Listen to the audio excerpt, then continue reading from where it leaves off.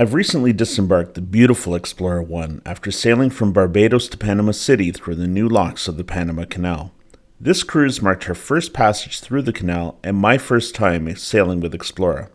Come along as we take a closer look at this brand new cruise line and talk about why you might want to give it a try. Explora Journeys is making waves in the luxury market for all the right reasons. A newcomer, but receiving excellent reviews. Explora is backed by the MSC group of companies, so they have the financial backing to expand and grow. They are very ambitious. Explora I launched in August 2023 and completed a successful European season before moving on to the Caribbean for the winter. Sister ship Explora II is scheduled to launch this summer, with 4 more coming online between now and 2028. They have gone all in, building up the Explora brand, ordering 6 brand new ships, designing them with their philosophy in mind from the ground up. No second-hand ships here. Explora I is a gorgeous vessel with a shiny black hull and gold lettering. She exudes luxury. This isn't just skin deep. As you walk around the ship, you'll notice that the fit, finish, and quality is absolutely top-notch. Passengers from other ships can't help but marvel at her. Explora I is 813 feet in length and 63,900 gross tons, topping out at 14 decks. She's a smaller ship by today's standards, but she has a passenger-to-space ratio that should never make her feel crowded, even when sailing full. We were fortunate to be sailing 2/3 full for our cruise, given it's the end of the winter season and the weather was very hot. In this video, I'll be giving you a tour of the ship along with some thoughts and a review of the Explora product. For disclosure, I sailed on a travel agent rate which, while cheaper than published rates, was still a significant investment to sail. Explora is not sponsoring this video. Subscribe to the channel and watch for a full ship tour, suite tours, and videos on some of our port tours. We'll be bringing you a pricing comparison between Explora and some of the ship-within-a-ship concepts that we see from NCL, Royal, and even MSC itself. We were warmly welcomed at the Bridgetown, Barbados port and quickly passed our luggage on to the porters. After a short wait, we were driven from the initial check-in area to the gangplank. The port of Barbados isn't a typical embarkation port, so it's a somewhat different experience from the port of Miami or Fort Lauderdale. Once on board and cleared through your typical ship security checkpoint, we were escorted to the grand lobby where we were provided with a cold glass of champagne while we were checked into our premier penthouse suite by the helpful guest experience hosts. A few minutes later, we were able to take the aft elevators up to our suite, which was ready for us. Let's take a quick tour through Suite 8063 and see some of the amenities and features of this penthouse suite. The walk-in closet with vanity doubled as a desk for me throughout the voyage, but it's very well designed for its traditional purpose as a dressing table. It includes a Dyson hairdryer as well as excellent lighting. The technology is well thought out with large TVs in each room, convenient USB-A and USB-C charging ports, 110-volt outlets in addition to European-style outlets, and magnetic wireless charging ports. In the penthouse and higher categories, you're provided with your own espresso machine and a selection of cold beverages. We were also welcomed with a bottle of champagne. There's no lack of storage in both drawers and hanging spaces, and suitcases fit perfectly under the bed. There was a little learning curve on the lighting system as we learned which buttons to hold to dim lights up and down, and where the makeup room and do not disturb indicators were. In a future video, I'll be walking you through the Ocean Terrace rooms, which are the entry-level suites of the ship. These make up over 80% of the suites on board, are well appointed, and are some of the largest entry-level suites at sea. We'll also look at the other penthouses, residences, and the owner's residence. For many who have cruised with the mass market and premium cruise lines, the move into the luxury space means looking at cruise fares differently. While the big lines are starting to move towards all-inclusive by offering optional packages, the luxury lines are already there. So it's very important when you're comparing premium to luxury that you take this into account and make a realistic estimation of the difference. Explora Journeys fares include unlimited premium beverages, all onboard gratuities, complimentary Wi-Fi, 9 culinary experiences including in-suite dining, thermal spa access, a welcome bottle of champagne, fitness and well-being programs, and shuttles from the port to the city center where required. Additional inclusions may apply to those staying in the Ocean Penthouse or Ocean Residence categories. For wine and fine spirit connoisseurs, there are ultra-premium selections that can be purchased. What isn't included on Explora is shore excursions like some ultra-luxury lines. Explora says this is to keep the costs down and not force passengers into paying for something they may not use, which does make sense depending on which ports you're visiting. Bottom line, you can sail quite comfortably with Explorer and not spend a dime above your cruise fare. It's all there for you. With 12 different indoor and outdoor bars and lounges, you have plenty of choice when it comes to places to sit down and relax with your favorite cocktail, wine, or perhaps a specialty coffee. We won't cover all 12 in this video, but let's look at our favorites. Since we boarded at lunchtime, we elected to try out the Emporium Marketplace on Deck 11. This counter-service restaurant is home to around a dozen service stations with a wide variety of food from pizza, grill, sushi, carvery, pasta, salads, and of course desserts. I'm undecided on the concept of being served everything over the counter rather than a traditional buffet, but I found the attention to detail and the freshness of the food was far superior on Explorer because of this style of cooking, but there is an ease to the traditional buffet that is missing. Helios Bar on Deck 12 forward was our first stop, which, if you're accessing it from the forward elevators, is a little hidden with a nondescript door that looks like crew only, but rest assured, you are okay. The forward area of the ship is for adults only and features a pool and numerous hot tubs. This area quickly became a favorite with some fantastic crew and creative bartenders. We really enjoyed getting to know fellow passengers and the crew at this bar. Moving aft and up a deck, we dropped in at the Sky Bar on Deck 14, a wonderful place to view the sunset with plenty of tables and chairs, friendly service, and top-shelf beverages. There is also a small hot tub on the starboard side of the ship. Moving down to Deck 5, we checked out one of the best views on the ship, the Astern Pool and Bar. Big, comfy loungers, day beds, and of course bar seating are available. While the design of the bar seating is a little odd, they are a little too low for the bar top, this is quickly forgotten as we received excellent service and conversation from the staff there. It's an amazing view and a great place for sail away. The pool is very shallow but refreshing to cool off in and with a great view of the wake. This, of all places, has that yacht feeling. Dinner our first night was at the Med Yacht Club, one of the 4 included full-service restaurants. The service and food were excellent. We returned several times and were not disappointed. Following dinner, we walked forward from the Med Yacht Club through the grand lobby and past the luxury stores and small casino to the Journeys Lounge. This is Explorer's largest venue where you can experience nightly entertainment, musicians, and of course enrichment talks on your ports of call or other fascinating subjects. Showtimes were a very convenient 9 o'clock p.m. and 10:15 p.m. most nights. With plenty of places to kick back and relax, you'll be sure to find your spot. I know we found several favorites quite quickly. Wellness is a big focus for Explorer, providing you with venues to work on your physical, spiritual, and emotional health with their Ocean Wellness initiative.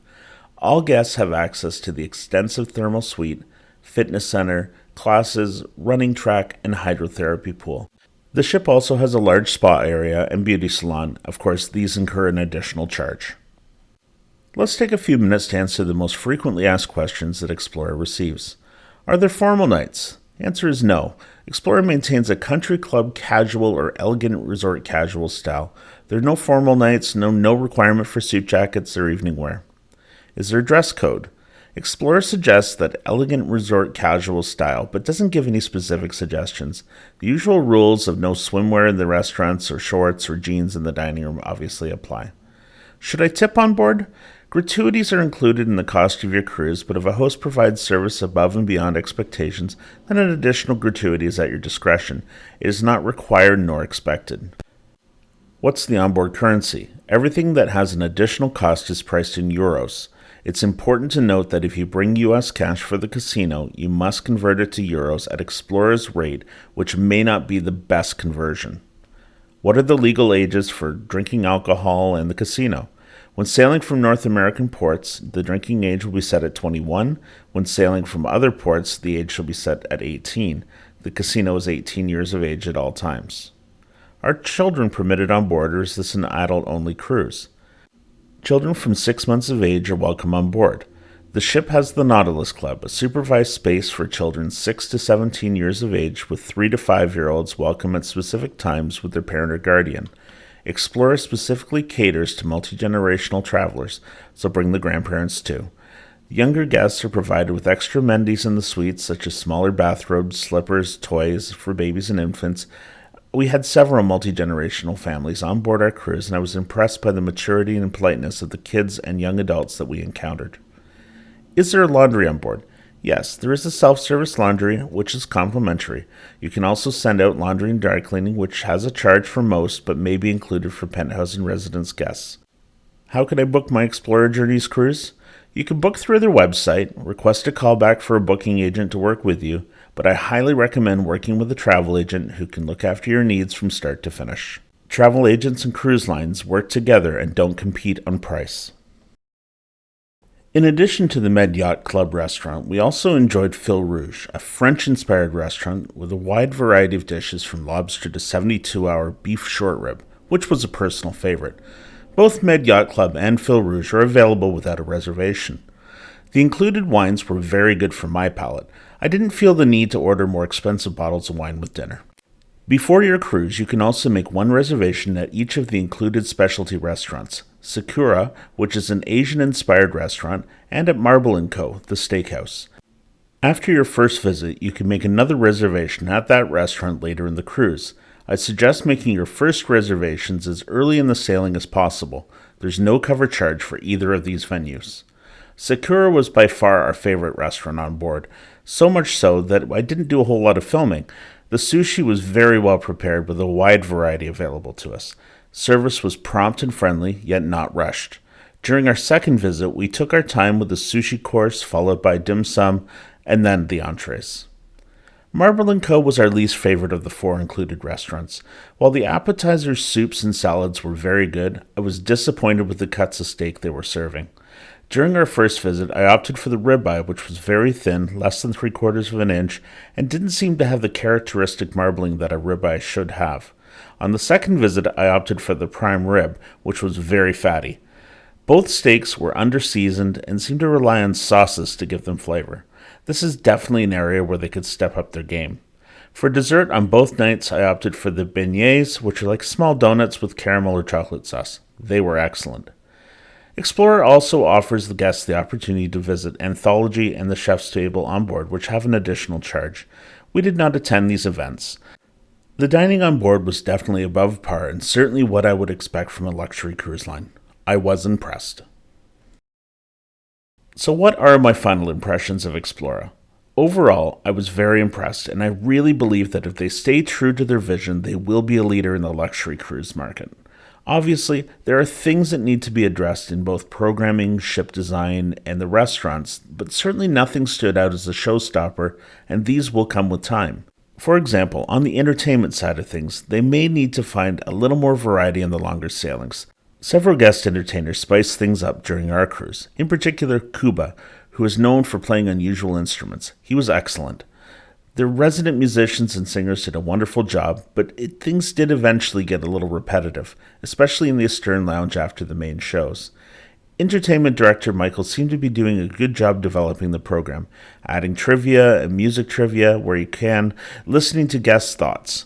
He was very accessible and keen to listen to feedback. I was also a little surprised the ship didn't have bingo, given that it's a big moneymaker for the cruise lines and people do tend to enjoy it.